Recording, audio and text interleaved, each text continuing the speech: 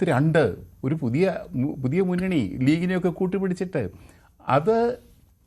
അതിൻ്റെ കോച്ചുമ വാട്സപ്പ് ചാറ്റിൽ കണ്ടത് KC വേണുഗോപാലിനെതിരെ ഈ VD സതീശന് വേണ്ടി വർക്ക് ചെയ്യുന്ന വാട്സപ്പ് ഗ്രൂപ്പിൽ നിന്ന് വന്ന സന്ദേശമാണ്. KC വേണുഗോപാൽ ഡൽഹിയിൽ തന്നെ ഇരിക്കട്ടെ, അദ്ദേഹം മറ്റ് സംസ്ഥാനങ്ങളിലായിരുന്നു ശ്രദ്ധ കേന്ദ്രീകരിക്കേണ്ടത്, അത് അദ്ദേഹം ചെയ്തില്ല, കേരളത്തിൽ എന്തിനാണ് വന്നിരിക്കുന്നത് എന്ന രീതിയിലൊക്കെയുള്ള പ്രചാരണങ്ങളാണ് വരുന്നത്.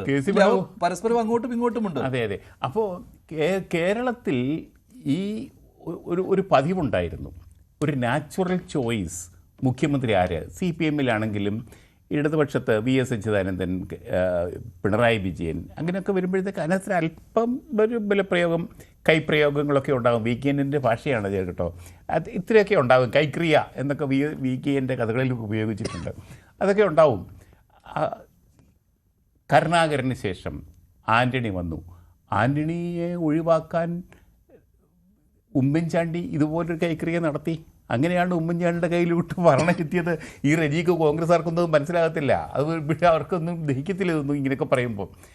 അപ്പോൾ ഇന്നത്തെ സാഹചര്യത്തിൽ 3 പേർ രംഗത്ത് വരുമ്പോൾ ഈ 3 പേരും കൂടി ഒന്നിച്ചിരുന്ന് വർത്തമാനം പറഞ്ഞ് കാര്യങ്ങൾ പറഞ്ഞു തീർക്കുകയാണ്. ഒരു മേശപ്പുറത്തിരുന്ന് കാര്യങ്ങൾ പറഞ്ഞു തീർക്കുകയാണ് കേരളത്തിലെ രാഷ്ട്രീയത്തിന് നല്ലത്, കേരളത്തിലെ കോൺഗ്രസ് രാഷ്ട്രീയത്തിന് നല്ലത് എന്ന് ഉറപ്പിച്ച് പറയാൻ ഞാൻ ആഗ്രഹിക്കുന്നു. ഈ 3 പേരോടും എനിക്ക് നല്ല സൗഹൃദമുണ്ട്. അതുകൊണ്ട്